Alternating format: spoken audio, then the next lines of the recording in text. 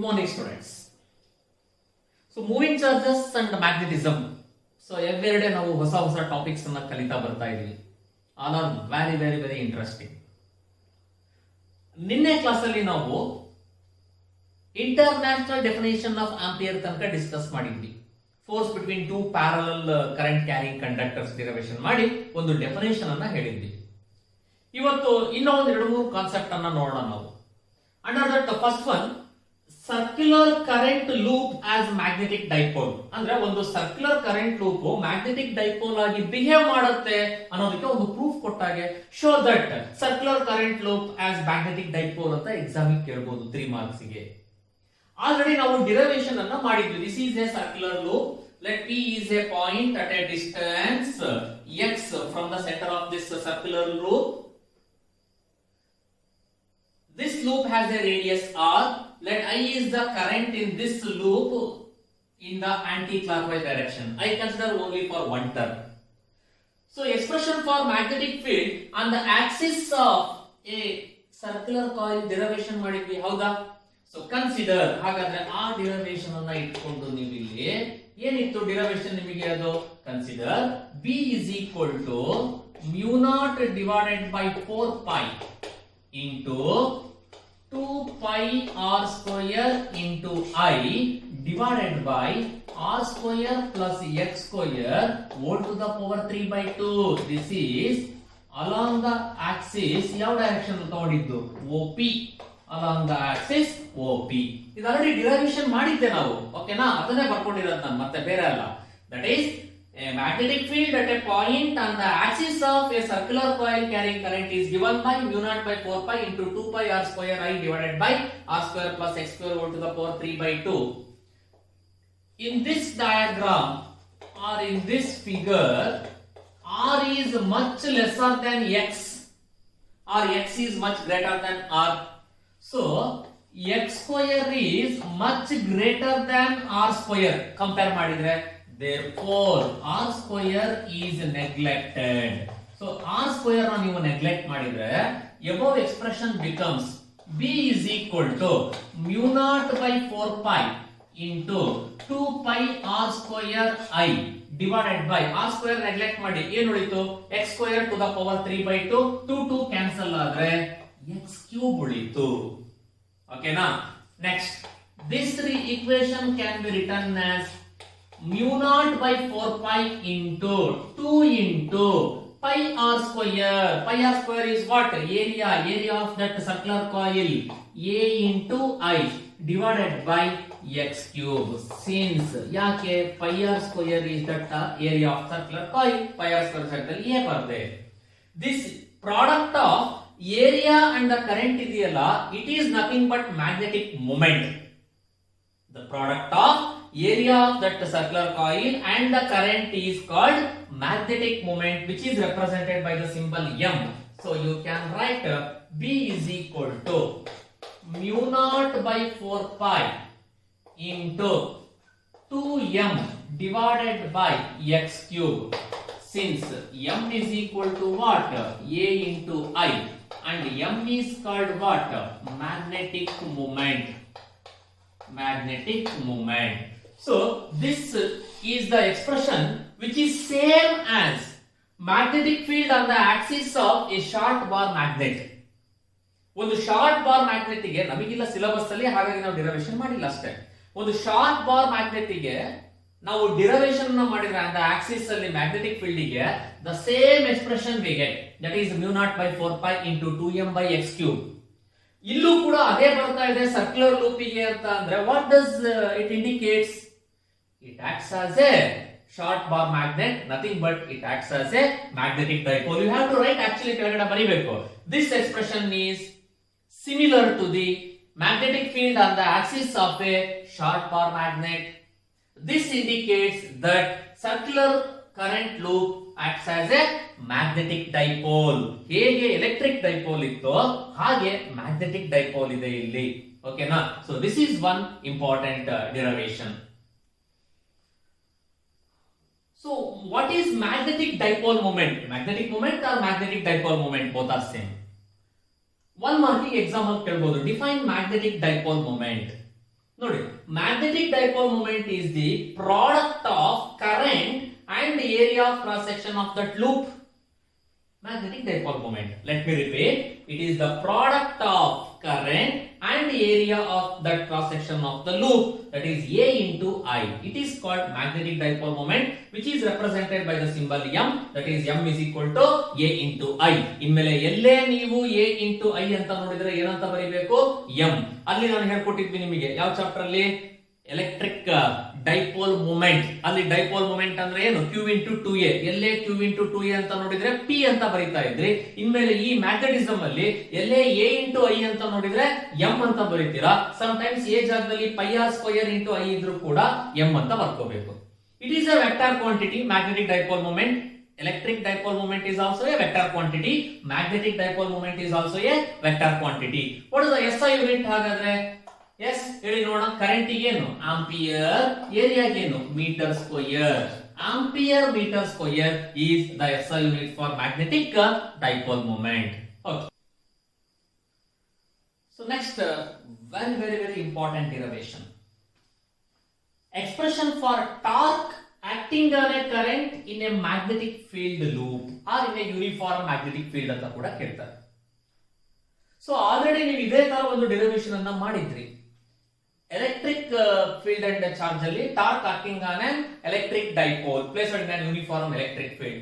ಇಲ್ಲಿ ಅದೇ ತರ torque acting on a current in a magnetic field loop ಏನಾಗುತ್ತೆ ಹಾಗಾದ್ರೆ? That is due to magnetic dipole ಅಂತ ಅರ್ಥ. Consider one rectangular coil of n number of turns which is placed in an uniform magnetic field. Uniform magnetic field ಅಂತಂದ್ರೆ magnetic field lines are equidistant and parallel to one another. So in a uniform magnetic field alli I placed one rectangular coil of n number of turns. Let I is the current flowing in the direction of P, Q, R, S. ಈ direction ಅಲ್ಲಿ ಹೋಗ್ತಾ ಇದೆ. ಓಕೆನಾ? Now ಈಗ ಸ್ವಲ್ಪ ನೀಟಾಗಿ ಈ concept ಅನ್ನು ಅರ್ಥ ಮಾಡ್ಕೋಬೇಕು ನಾವು. Here the PS and QR ಏನಿದಾವಲ್ಲ ನಮಗೆ, ಅಥವಾ SP and QR will not experience any force because ಇಲ್ಲಿ ಏನ್ ಫೋರ್ಸ್ ಇರುತ್ತೋ ಇಲ್ಲ ಅದು ಆಪೋಸಿಟ್ ಆಗಿರುತ್ತೆ. They are equal and opposite. Therefore ಎರಡೂ ಕೂಡ ನಮಗೆ ಈಕ್ವಲ್ ಅಂಡ್ ಆಪೋಸಿಟ್ ಇರೋದ್ರಿಂದ SP and QR will not experience any force ಅಂತ ಹೇಳ್ಬೋದು. ಹಾಗಾದ್ರೆ ನಿಮಗೆ ಫೋರ್ಸ್ ಎಕ್ಸ್ಪೀರಿಯನ್ಸ್ ಆಗ್ತಾ ಇರೋದು ಯಾವುದರಿಂದ? Because of PQ and SR ಇಂದ ಮಾತ್ರ. ಈಗ ನಾವು ಇದನ್ನ ಇಟ್ಕೊಂಡು ಮಾಡಬೇಕು. Because of PQ and SR ಇಂದ ಏನಾಗುತ್ತೆ ಇದನ್ನ ನೋಡಿದ್ರೆ ನಿಮಗೆ ಏನ್ ಅನ್ಸುತ್ತೆ? ಒಂದು okay, expression for force acting on a current carrying conductor derivation ಮಾಡಿದ್ರಲ್ಲ, BIL sin θ. ಎಸ್, ಅದನ್ನ ಇಟ್ಕೊಂಡು ನಾವು ಇವಾಗ ಪ್ರೂವ್ ಮಾಡ್ತೀವಿ. ಈಗ ಫಸ್ಟ್ ಅದನ್ನ ಹೇಳೋಣ ಹಾಗಾದ್ರೆ. ಸೊ ಫೋರ್ಸ್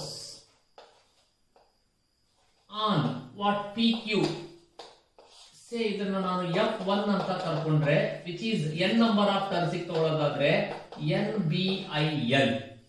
ಓಕೆನಾ? So let us call this as equation number 1. ಇದನ್ನ ಇಕ್ವೇಶನ್ 1 ಅಂತ ಕರಿತೀವಿ ಬಿಕಾಸ್ ಮ್ಯಾಗ್ನೆಟಿಕ್ ಫೀಲ್ಡ್ ಈ ಡೈರೆಕ್ಷನ್ ಅಲ್ಲಿ ಇದೆ, ಕರೆಂಟ್ ಈ ಡೈರೆಕ್ಷನ್ ಅಲ್ಲಿ ಇದೆ, 90 ಡಿಗ್ರಿ ಇದೆ, sin 90 degree is what 1. So ಹಾಗಾಗಿ ಡೈರೆಕ್ಟ್ ಆಗಿ ಬರ್ದಿದ್ದೀನಿ. ಬೇಕಾದ್ರೆ ಇದು ಒಂದಕ್ಕೆ ಬರೆಯೋಣ. ಸಿನ್ಸ್ θ is equal to 90 ಡಿಗ್ರಿ, sin 90 degree ಅಂದ್ರೆ 1, therefore F1 is equal to NBIL.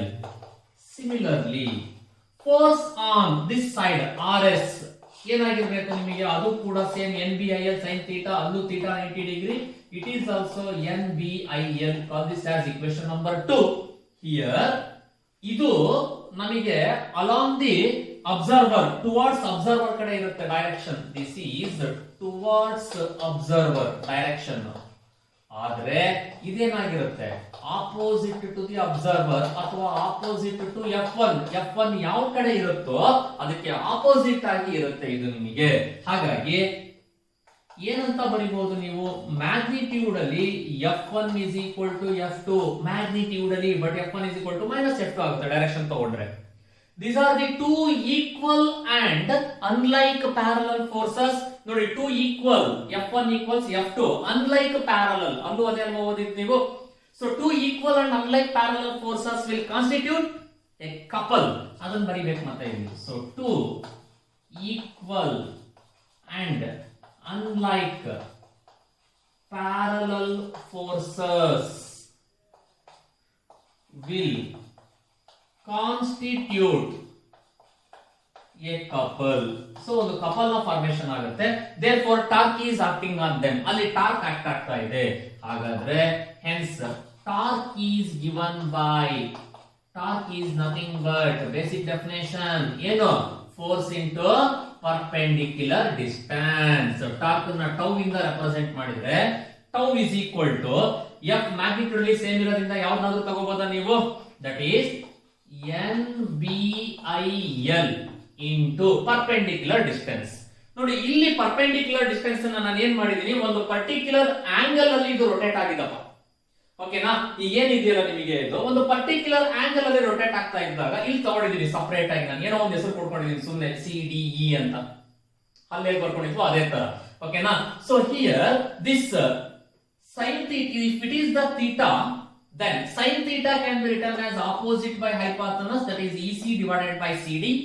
So what is EC? CD sin theta. CD ಅಂತಂದ್ರೆ ಏನು ನಮಗೆ ಇಲ್ಲಿ nothing but ನಾನು ಕರ್ಕೊಂಡಿರೋದು ಲೆಂತ್ ಬ್ರೆಡ್ತ್ B ಅಂತ ಕರ್ಕೊಳ್ಳಿ. ಇದು ಲೆಂತ್ ಇಂಟು ಬ್ರೆಡ್ತ್ ಏರಿಯಾ. ನಾನು ಇದನ್ನ ಬ್ರೆಡ್ತ್ B ಅಂತ ತಗೊಂಡ್ರೆ B sin theta. Here EC is the perpendicular distance. ನೋಡಿ ಒಂದು ಫೋರ್ಸ್ ಈ ಕಡೆ ಆಕ್ಟ್ ಆಗ್ತಾ ಇದೆ, ಇನ್ನೊಂದು ಫೋರ್ಸ್ ಈ ಕಡೆ ಆಕ್ಟ್ ಆಗ್ತಾ ಇದೆ.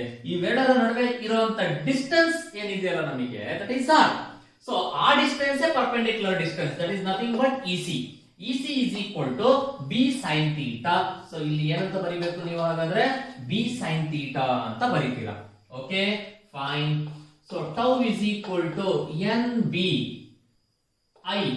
What is length into breadth? It is nothing but area of this rectangular coil. ಅದೇ ಏರಿಯಾ ಆಗಿರುತ್ತಲ್ವಾ, length into breadth is nothing but A. So it is sin theta. Or tau is equal to NB. ನಾನು ಹೇಳಿದ್ದೆ ಎಲ್ಲೇ I into A ಅಥವಾ A into I ಬಂದ್ರೆ ಏನು, M magnetic dipole moment, NBM sin theta. So this is the expression for torque acting on a current in a magnetic field loop. So suppose ಏನಾದರೂ ಇಲ್ಲಿ ನಿಮಗೆ theta is equal to 90 degree ಇದ್ರೆ, what is the value of sin 90 degree, which is equal to 1. ನೋಡಿ ಮೊದಲನೇ case, when theta is equal to 90 degree, torque is maximum. ಏನಾಗುತ್ತೆ torque, NBM equal ಆಗುತ್ತೆ. When will the torque acting on a magnetic dipole is maximum? When theta is equal to 90 degree. ಹಾಗಾದ್ರೆ ಯಾವಾಗ minimum ಇರುತ್ತೆ ನಿಮಗೆ, when theta is equal to 0 degree, that is sin 0 degree ಅಂದ್ರೆ ಏನು 0 ಆಯ್ತು, ಆಗ torque minimum ಇರುತ್ತೆ. ಮಿನಿಮಮ್ ಅಂದ್ರೆ ಅದರ ವ್ಯಾಲ್ಯೂ ಎಷ್ಟಿರುತ್ತೆ, 0.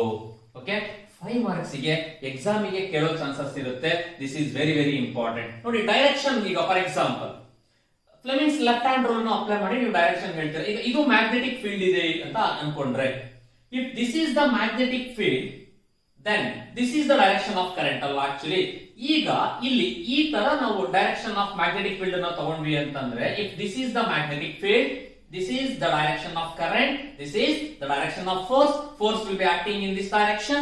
ಹಾಗಾದ್ರೆ ಈ ಕಂಡಕ್ಟರ್ ಗೆ ಬಂದ್ರೆ ನೀವು RS ಗೆ ಬಂದ್ರಿ ಅಂತ ಅಂದ್ರೆ, ಓಕೆನಾ, ನೋಡಿ RS ಗೆ ಬಂದ್ರಿ ಅಂತಂದ್ರೆ this is the magnetic field, ಇದು ಡೈರೆಕ್ಷನ್ ಆಫ್ ಕರೆಂಟ್ ಈ ಕಡೆ ಹೋಗ್ತಾ ಇದೆ, this is the force. ನೋಡಿ ಫೋರ್ಸ್ ಈ ಕಡೆ ಇದೆ, ಇದು ಈ ಕಡೆ ಇದೆ. ಯು ಆಲ್ ನೋ ದಟ್ ಈ ತರ ಇತ್ತು ಅಂದ್ರೆ ಕಪಲ್ ಫಾರ್ಮೇಶನ್ ಆಗುತ್ತೆ. ಬಿಕಾಸ್ ಆಫ್ ದಿಸ್ ಇದು ಈ ಕಡೆ ಬರುತ್ತೆ, ಇದು ಈ ಕಡೆ ಬರುತ್ತೆ, ಒಂದು ರೊಟೇಟಿಂಗ್ ಎಫೆಕ್ಟ್ ಕ್ರಿಯೇಟ್ ಆಗುತ್ತೆ. That rotating effect torque. ಓಕೆನಾ, that is two equal and unlike parallel forces will constitute a couple. is nothing but rotating effect. That rotating effect is torque. Torque ಅಂದ್ರೆ force into perpendicular distance. Force ಅಂದ್ರೆ ಇಲ್ಲಿ ಹೇಳ್ಬಿಟ್ಟಿದೀವಿ NBIL, perpendicular distance ಅಂದ್ರೆ B sin theta. Therefore NBIA sin theta. What is L, length into breadth ಅಂದ್ರೆ area. I into A ಅಂದ್ರೆ M, magnetic dipole moment. Therefore torque is NBM sin theta. And this is the expression for torque acting on a current in a magnetic field loop. Okay. Torque acting on a magnetic dipole vector form ಅಲ್ಲಿ ಬರೀರಿ ಅಂತಂದ್ರೆ, vector tau is equal to M cross B ಅಂತ ಬರೀತೀರಾ. ಓಕೆನಾ, sine theta ಬರೋದಿಲ್ಲ vector product ಅಲ್ಲಿ ಬರೀತಾ ಇರೋದ್ರಿಂದ ನಮಗೆ. Okay, if they ask 1 mark ಗೆ ರೈಟ್ ಇನ್ ವೆಕ್ಟರ್ ಫಾರ್ಮ್ ಅಂದ್ರೆ vector tau is equal to M cross B. Okay, next ಇನ್ನೂ ಒಂದು ಇಂಪಾರ್ಟೆಂಟ್ ಡಿರೈವೇಶನ್ ಓದೋಣ ಇವತ್ತು. That is magnetic dipole moment of A revolving electron in a hydrogen atom. ಆಟಮಿಗೆ ಹೋಗ್ತಾ ಇದೆ ನೋಡಿ, ಎಷ್ಟು ಬ್ಯೂಟಿಫುಲ್ ಕಾನ್ಸೆಪ್ಟ್ ನಮಗೆ. Because of magnetism atom smallest, ಅದರಲ್ಲಿ ನಮಗೆ revolving electron in hydrogen atom ಇನ ಮ್ಯಾಗ್ನೆಟಿಕ್ ಡೈಪೋಲ್ ಮೂಮೆಂಟ್ ಡಿರೈವೇಶನ್ ಮಾಡಕ್ ಹೋಗ್ತಾ ಇದ್ವಿ. And hence obtain an expression for Bohr magnetron. So Bohr magnetron ಅಂದ್ರೆ nothing but first orbit n is equal to 1 ಹಾಕೊಂಡ್ರೆ ನಾವು ಅದೇ ನಮಗೆ Bohr magnetron ಆಗುತ್ತೆ. Let us consider an electron of mass m, charge E, revolving in a circular orbit of hydrogen atom with a radius r and with a velocity v. Now the current of that electron can be written as E by T, because you know that current is rate of flow of charge Q by T. ಇಲ್ಲಿ electron ನ charge ಇರೋದ್ರಿಂದ E by T ಅಂತ ಬರ್ಕೊಂತೀನಿ ನಾನು. Okay, now this can be written as E, period of revolution is what? Time. 2 pi r divided by v, distance traveled by velocity. ಬರಿಬಹುದು ನಾವು. ಹಾಗಾದ್ರೆ ಈ velocity ನ ಮೇಲ್ಗಡೆ ಕಳಿಸ್ರಿ. ಹಾಗಾದ್ರೆ E into v divided by 2 pi r. Call this as equation number 1. The current is given by EV by 2 pi r. Okay, now but magnetic dipole moment ಅಂದ್ರೆ ಏನಪ್ಪ? Because ನಾನು ಡಿರೈವೇಶನ್ ಮಾಡಕ್ ಹೋಗ್ತಿರೋದು ಅದಕ್ಕಲ್ವಾ. ಸೊ ಮ್ಯಾಗ್ನೆಟಿಕ್ ಡೈಪೋಲ್ ಮೂಮೆಂಟ್ ಏನು? Magnetic dipole moment ಅಂತ ಅಂದ್ರೆ m is given by what? I into a. Okay, so m is equal to what is I? Equation 1 ಪ್ರಕಾರ EV divided by 2 pi r into area of this circular loop is what? Pi r square. Okay na? So EV divided by 2 pi r into pi r square. ಯಾವ್ದನ್ನ cancel ಮಾಡೋಣ? This 1r and 1r, this pi and pi get cancelled. Therefore m is equal to EVR divided by 2 ಉಳಿದಿದೆ. ಇಲ್ಲಿ ನಮಗೆ angular momentum, that is orbital angular momentum ಇರೋದ್ರಿಂದ MVR ಬೇಕು. ನೀವು first year ಅಲ್ಲಿ ಕೂಡ ಓದಿರ್ತೀರಾ ಕ್ವಾಂಟಮ್ ಥಿಯರಿ. m ಇಲ್ಲ, ಏನ್ ಮಾಡೋಣ? ಮತ್ತೆ ಮ್ಯಾಥಮೆಟಿಕ್ಸ್ ಯೂಸ್ ಮಾಡಿ multiply and divide by m ಮಾಡೋಣ. ಹಾಗಾದ್ರೆ so next this magnetic dipole moment is equal to EVR divided by 2 into multiply and divided by m, where m is that mass of electron. So magnetic dipole moment is equal to E into MVR divided by 2m. Okay na? But this MVR ಏನಿದೆಯಲ್ಲ ನಿಮಗೆ, it is nothing but L ಅಂದ್ರೆ ಏನಿದು? Orbital angular momentum, where this L is nothing but orbital angular momentum. ಈ ಕೆಳಗಡೆ ಬರ್ಬಿಡ್ಲಾ? where L equals orbital angular momentum, where L is equal to orbital angular momentum. Therefore magnetic dipole moment m is equal to E divided by 2m into L. According to Bohr's hypothesis, second PU ನಲ್ಲಿ ಒಂದು chapter ಇದೆ, bars atom model ಅಂತಾನೆ, detail ಆಗಿ ಓದ್ತೀರಾ ನೀವಲ್ಲಿ. Bars ಏನ್ ಹೇಳ್ತಾರೆ ನಮಗೆ? That orbital angular momentum is on integral multiple of h by 2 pi equal ಆಗಿರುತ್ತೆ, ಅಂದ್ರೆ nh by 2 pi. ಇಲ್ಲಿ ನಾವು ಅದನ್ನ ಬರಿಬೇಕು using Bohr's hypothesis. This L is equal to nh divided by 2 pi. Okay na? So therefore m is equal to E divided by 2m into L ಜಾಗದಲ್ಲಿ ಏನು ಬರೆಯೋಣ? nh divided by 2 pi. Okay na? ನಮಗೆ particularly in a hydrogen atom ಕೇಳಿದಾನೆ, and hence obtain expression for Bohr magnetron. So this is the magnetic dipole moment of a revolving electron in an hydrogen atom, where m is equal to nh E divided by 2 to the 4 pi m ಅಂತ ಕೂಡ ಬರೀಬಹುದು ನೀವು standard ಆಗಿ. ಆದ್ರೆ Bohr magnetron ಅಂತ ಕೇಳಿದಾನಲ್ವಾ, for Bohr magnetron n is equal to 1. If you put n is equal to 1, then it is called Bohr magnetron ಅಷ್ಟೇ. So B is equal to ಏನಾಯ್ತು? EH divided by 2 to the 4 pi m.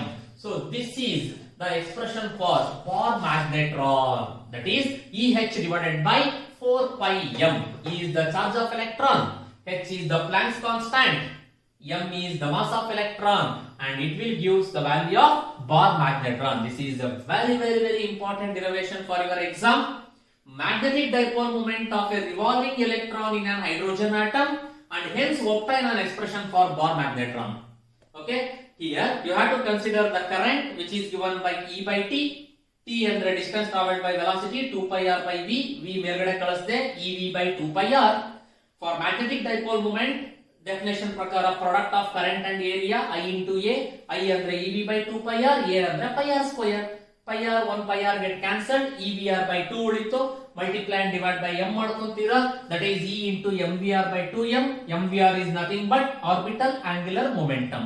It is denoted by the symbol L, so E by 2m into L.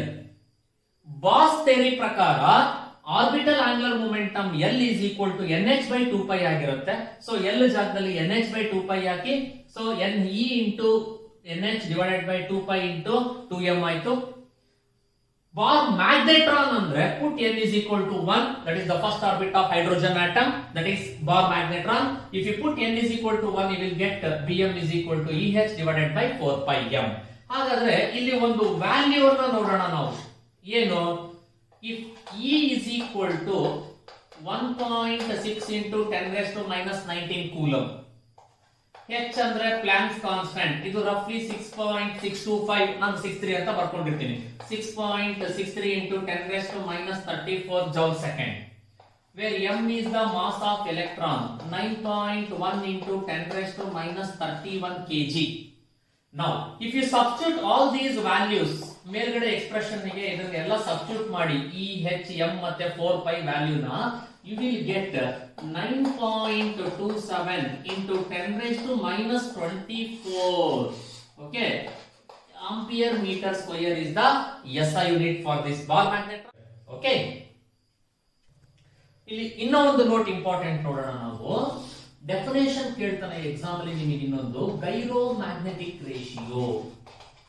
Gyromagnetic ratio. So what is gyromagnetic ratio? GRM ಅಂತ ಹೇಳ್ತೀವಿ ನಾವು usually, ಸಾರಿ GMR, gyromagnetic ratio. So GMR ಅಂತ short form ಅಲ್ಲಿ ಹೇಳ್ತೀವಿ, gyromagnetic ratio. ಈ gyromagnetic ratio ಅಂತ ಅಂದ್ರೆ ನಿಮಗೆ ನೋಡಿ, ಈ ಎಕ್ಸ್ಪ್ರೆಷನ್ ಇದೆಯಲ್ಲ ಇಲ್ಲಿ, m is equal to E by 2m into L. ಈ L ಅನ್ನ ಈ ಕಡೆ ಕ್ರಾಸ್ ಮಲ್ಟಿಪ್ಲೈ ಮಾಡಿದ್ರೆ ಏನಾಗುತ್ತೆ? m ಡಿವೈಡೆಡ್ ಬೈ L ಆಗುತ್ತೆ. ಓಕೆನಾ? m ಅಂದ್ರೆ ಏನು? Magnetic dipole moment, where m is magnetic dipole moment. What is L? Orbital angular momentum. Orbital angular momentum of revolving electron. Okay, this ratio is called gyromagnetic ratio. ಈ ರೇಷಿಯೋನೇ gyromagnetic ratio ಅಂತೀವಿ. So what is gyromagnetic ratio? It is defined as the ratio of magnetic dipole moment to the orbital angular momentum of revolving electron in a hydrogen atom. This is called gyromagnetic ratio. ಹಾಗಾದ್ರೆ this can also be written as m by L. m by L is equal to ಏನಾಗುತ್ತೆ ಮತ್ತೆ? E divided by 2m ಗೂ equal ಆಗಿರುತ್ತೆ. Sometimes ನೀಟಲ್ಲಿ ಕೇಳ್ತಾನೆ, which of the following is correct for the value of gyromagnetic ratio? E by 2m ಅಂತ ಕೊಟ್ಬಿಡ್ತಾನೆ. You must know E by 2m is nothing but gyromagnetic ratio, that is m by L. One mark ಗೂ ಕೇಳ್ತಾನೆ, what is the value of magnetron, Bohr magnetron? 9.27 into 10 raised to minus 24. This is the value of Bohr magnetron and this is gyromagnetic ratio. ನೋಡಿ, ಇಷ್ಟನ್ನ ಇವತ್ತಿನ class ಅಲ್ಲಿ ಚೆನ್ನಾಗಿ ಓದ್ಕೊಳ್ಳಿ. Next class ಅಲ್ಲಿ ನಾವು ಇನ್ನೊಂದು ಹೊಸ ಕಾನ್ಸೆಪ್ಟ್ ಬರುತ್ತೆ, ಸ್ಟಾರ್ಟ್ ಮಾಡೋಣ. Okay, thank you.